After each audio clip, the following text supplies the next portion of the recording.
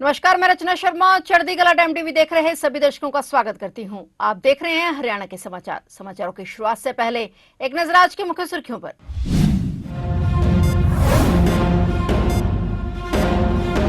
आज हरियाणा कैबिनेट की हुई अहम बैठक। पीएम दौरे को लेकर की चर्चा। सोनीपत आएंगे पीएम मोदी। मीटिंग में रखे गए कई खास मुद्दे।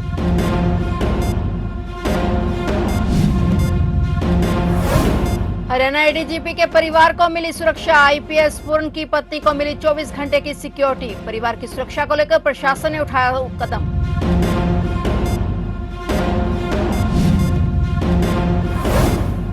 हरियाणा में 1 साल तक पटाखों पर पाबंदी। फ्लिपकार्ट, अमेजन पर ऑनलाइन बिक्री पर बैन। उल्लंघन पर होगी सख्त कार्रवाई। हरियाणा सरकार ने सभी ई कॉमर्स प्लेटफॉर्म्स को दिया आदेश।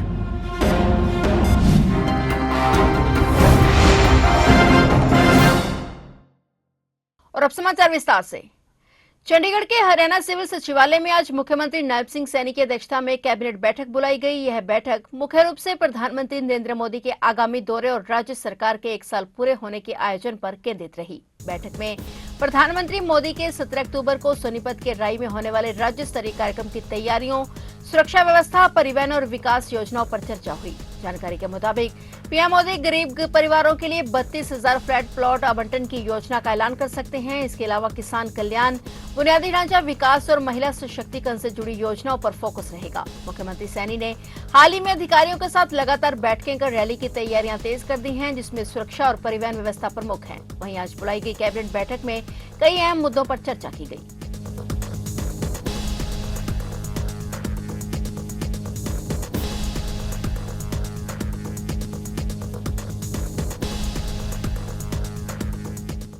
आईपीएस वाई पूर्ण कुमार सुसाइड केस के बाद हालात तनावपूर्ण बने हुए हैं और इसी बीच उनकी पत्नी और आईएएस अधिकारी अमनीत पी कुमार की सुरक्षा को लेकर प्रशासन ने बड़ा कदम उठाया है। अमनीत पी कुमार ने हाल ही में अपनी और परिवार की सुरक्षा को लेकर चिंता जताई थी और लिखित रूप से सुरक्षा की मांग की थी। उनकी मांग को गंभीरता से लेते हुए प्रशासन ने उनके घर के बाहर एक स्थायी सिक्योरिटी बूथ बना दिया है। इस बूथ में हरियाणा पुलिस के जवानों की 24 घंटे तैनाती रहेगी ताकि किसी भी तरह की अप्रिय घटना को रोका जा सके। सूत्रों के मुताबिक सुरक्षा में स्थानीय पुलिस के साथ साथ विशेष शाखा के अधिकारी भी निगरानी करेंगे। पुलिस अधिकारियों का कहना है कि परिवार को पूरी सुरक्षा दी जा रही है। क्षेत्र में लगातार गश्त बढ़ा दी गई है। मामले की संवेदनशीलता को देखते हुए सुरक्षा स्तर और बढ़ाया जा सकता है। प्रशासन ने इस पर कार्रवाई करते हुए सुरक्षा व्यवस्था सख्त कर दी है। चंडीगढ़ पुलिस ने एडीजीपी वाई पूर्ण कुमार की आत्महत्या मामले की जाँच के लिए 6 सदस्यीय एसआईटी विशेष जाँच टीम का गठन किया है और ये टीम मामले की हर पहलू से गहराई से जाँच करेगी ताकि सच्चाई सामने आ सके।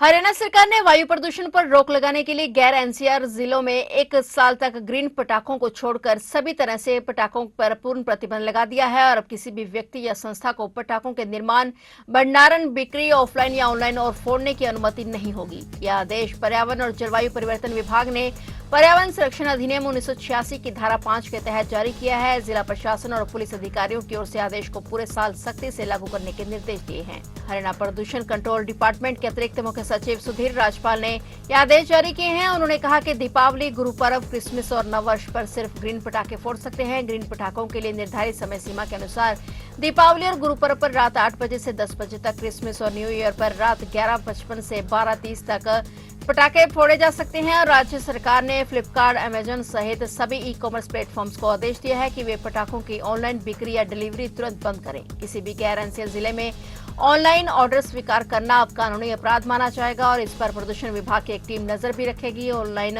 प्लेटफॉर्म पर पटाखों की बिक्री मिलने पर मुकदमा दर्ज कराया जाएगा।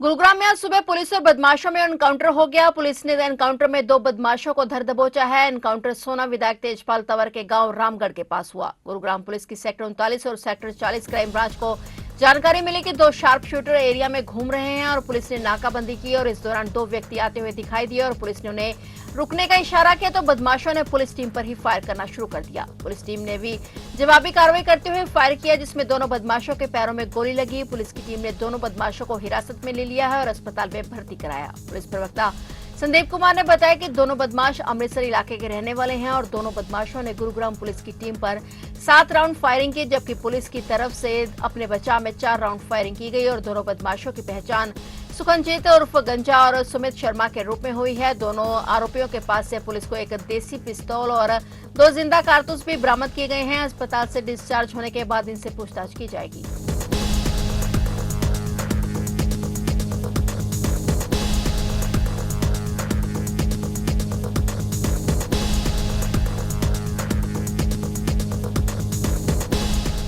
हरियाणा के सोनीपत स्थित बड़ौदा क्षेत्र थाना में रूखी टोल प्लाजा के पास उस वक्त हाहाकार मच गया जब एक तेज रफ्तार कार रोड रोलर से भिड़ गई। हादसे में कार सवार रोहतक के कांग्रेस जिलाध्यक्ष ग्रामीण के बेटे समेत 4 लोगों की मौत हो गई है और टक्कर इतनी जबरदस्त थी कि कार के अगले हिस्से के प्रखच्चे उड़ गए। रोहतक के कांग्रेस जिलाध्यक्ष बलवान रंगा के बेटे सोमवीर अपने तीनों दोस्तों के साथ चीन से लौट रहे थे और इसी दौरान जम्मू कटरा एक्सप्रेसवे पर रूखी टोल प्लाजा के पास रोड रोलर से कार टकरा गई और घटना में सोमवीर 27 वर्षीय, उनके दोस्त अंकित 21 साल, लोकेश 29 साल और दीपांकर 23 वर्षीय की मौत हो गई। सभी रोहतक के गांव गिलौड़ के रहने वाले थे और हादसे की सूचना मिलने पर चौकी भैंसवान खुर्द की टीम मौके पर पहुंची। पुलिस ने दुर्घटनाग्रस्त कार कब्जे में ले ली और हादसा कैसे हुआ इसकी जांच जारी है।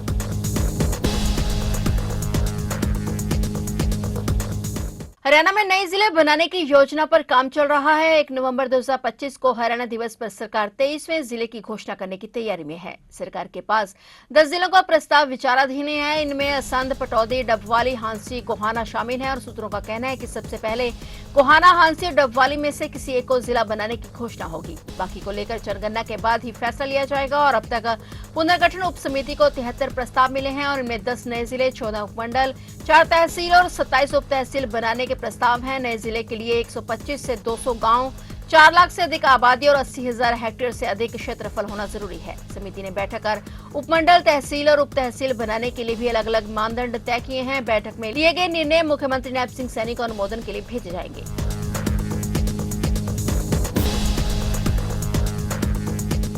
हरियाणा में जेलों के अंदर गैंगस्टर कल्चर पर पूरी तरह से अंकुश लगाने की तैयारी शुरू हो गई है। कारागार महानिदेशक ने स्पष्ट किया है कि अब जेलों में बंद कुख्यात अपराधियों और गैंगस्टरों को कोई विशेष सुविधा नहीं मिलेगी। उन्हें सामान्य कैदियों की तरह रहना होगा और जेल की साफ सफाई, रखरखाव के कार्यों में हिस्सा लेना होगा। गैंगस्टरों का ग्लैमरस लुक, महंगे कपड़े और आरामदायक जीवन शैली युवाओं को अपराध की ओर आकर्षित कर रही है और इसे रोकने के लिए जेलों में उनके वास्तविक जीवन को जनता के सामने लाया जाएगा ताकि युवा गैंगस्टर संस्कृति की सच्चाई समझ सके। उन्होंने बताया कि हरियाणा प्रिजन रूल्स 2022 के तहत सभी जेल अधीक्षकों को निर्देश दिए गए हैं कि गैंगस्टर अन्य कैदियों पर दबदबा या भय न बना सके। इसी के तहत अब हरियाणा के जेलों में गैंगस्टरों पर सख्ती बरतते हुए उन्हें मिलने वाली विशेष सुविधाएं बंद कर दी गई हैं।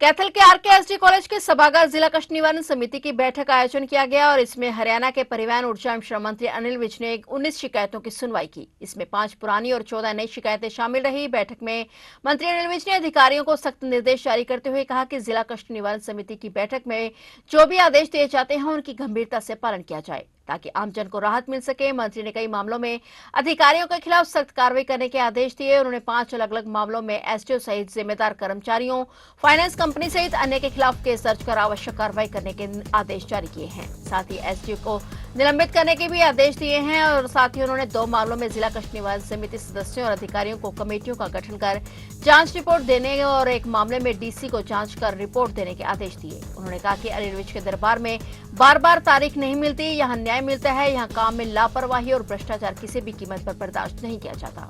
ये सारी सुनिए मैंने जितने भी शिकायतें हैं और लगभग सबका समाधान किया। सर सबसे ज़्यादा बिजली विभाग की थी, एफआईआर के आदेश दिए हैं, कईयों में कहीं सस्पेंड। बिल्कुल जो दिए मैंने कार्रवाई जो नहीं करेंगे, नेग्लिजेंस करेंगे, लोगों को जिससे परेशानी होगी उनके खिलाफ अनिल विज तो कार्रवाई करेगा। सर भाई पूरन सिंह के मामले में 13 अधिकारियों के नाम आए हैं। आपके समय में भी जब आप गृह मंत्री थे एक बैठक हुई थी, उन्होंने आरोप लगाए थे लेकिन अभी तक रिजल्ट। देखिए मामला चंडीगढ़ पुलिस ने दर्ज कर लिया है और चंडीगढ़ पुलिस उसमें जांच कर रही है, इसलिए कुछ भी बोलना उचित नहीं है। सर आप वैसे कैसे देखते हो कि इतने बड़े अफसर की इस तरह से आत्महत्या कर? देखिए अब जो जांच और सारी चीज़ें सामने आने के बाद ही होगा और पुलिस मामला दर्ज हो गया है, चंडीगढ़ पुलिस कर रही है। विशव हरियाणा के गब्बर ने मना कर दिया था कि अधिकारी उनकी बात नहीं मानते हैं, इसलिए वो ग्रीवेंसीज की मीटिंग नहीं जाएंगे। तो क्या अब अधिकारी मानने लगे हैं या क्या? दो बातें साथ साथ नहीं हो सकती। एक तो कोई गब्बर नहीं हो सकता, और अगर गब्बर है तो उसकी बात को कोई इनकार नहीं कर सकता। आपने आज भी बोला है कि मीटिंग में लापरवाही होती है क्योंकि बात नहीं, जो है तो फिर उसको ठीक करने के लिए ये सिस्टम बनाया गया ना सरकार ने। अब जो है, मैं तो बख्शता नहीं किसी को। मेरा नाम अनिल विजय, मैं किसी को बख्शता नहीं हूँ। सर सीएम विंडो है, समाधान सीएम विंडो भी है हरियाणा सरकार की तरफ से, समाधान शिविर भी चल रहे हैं। शिकायतें जो कि छोटी छोटी शिकायतें लेके आपके पास लोग आ रहे हैं, तो फिर लोकल एडमिनिस्ट्रेशन का क्या रोल रहेगा? हम सुन रहे हैं पूरी तरह से लोगों की जो भी शिकायतें हैं। हिसार में चोरी के एक आरोपी को गिरफ्तार करने गई राजकीय रेलवे पुलिस टीम पर आरोपी के परिजनों और स्थानीय लोगों ने हमला कर दिया। करीब दर्जन भर हमलावरों ने अचानक पुलिस टीम को घेर लिया और डंडों और गैस पाइप से हमला शुरू कर दिया। और इस हमले में जीआरपी हिसार के एसएचओ विनोद कुमार, 2 महिला पुलिसकर्मियों सहित कुल 9 पुलिसकर्मी घायल हो गए। सभी घायलों को हांसी के सामान्य अस्पताल में भर्ती कराया गया है, जबकि 2 की गंभीर स्थिति को देखते हुए उन्हें हिसार रेफर किया गया। यह घटना तब हुई जब police team gas agency road निवासी आर्यन नामक युवक को गिरफ्तार करने पहुंची थी। आर्यन पर इसी साल फरवरी में गोरखपुर धाम ट्रेन में एक यात्री से करीब 4 लाख रुपए मूल्य का सोना चोरी करने के आरोप हैं। एसएसओ विनोद कुमार ने बताया कि जीआरपी रेलवे निकिता गहलोत के निर्देश पर गठित टीम को आरोपी गर्ग अस्पताल के पास दिखाई दिया था और पुलिस ने जैसे ही उसे पकड़ने की कोशिश की, आरोपी के परिजनों और समर्थकों ने हमला बोल दिया। एसएचओ के अनुसार हमलावरों में एक वकील भी शामिल था जिसके पास चाकू था। पुलिस ने मामला दर्ज कर जांच शुरू कर दी है। करनाल के एक निजी होटल के बाथरूम में संदिग्ध परिस्थितियों में लड़की ने फांसी का फंदा लगाकर आत्महत्या कर ली। घटना की सूचना मिलते ही पुलिस और एफएसएल की टीम मौके पर पहुंची और शव को कब्जे में लेकर मामले की जांच शुरू की गई। सुबह ही कपल होटल में आकर ठहरा था और देर शाम होटल के बाथरूम में युवती ने फांसी का फंदा लगाया और आत्महत्या कर ली। कपल दिल्ली के रहने वाले बताए जा रहे हैं। फिलहाल पुलिस मामले की जाँच कर रही है। होटल स्टाफ के मुताबिक कपल सुबह करीब 11:30 बजे होटल में ठहरा था और दोनों ने साथ में कमरा लिया और कुछ समय बाद व्यक्ति किसी काम से बाहर गया और शाम करीब 5 बजे जब वह लौटा तो कमरे का दरवाजा अंदर से बंद मिला और कई बार आवाज देने के बावजूद कोई जवाब नहीं मिलने पर होटल प्रबंधक को सूचना दी गई। बाथरूम अंदर से लॉक गीजर की पाइप से बनाया गया फंदा लगाकर उसने आत्महत्या की। पुलिस ने तत्काल शव को नीचे उतारकर पोस्टमार्टम के लिए भेज दिया है। युवती ने आत्महत्या क्यों की, इस बारे में अभी तक कुछ जानकारी नहीं मिल पाई है।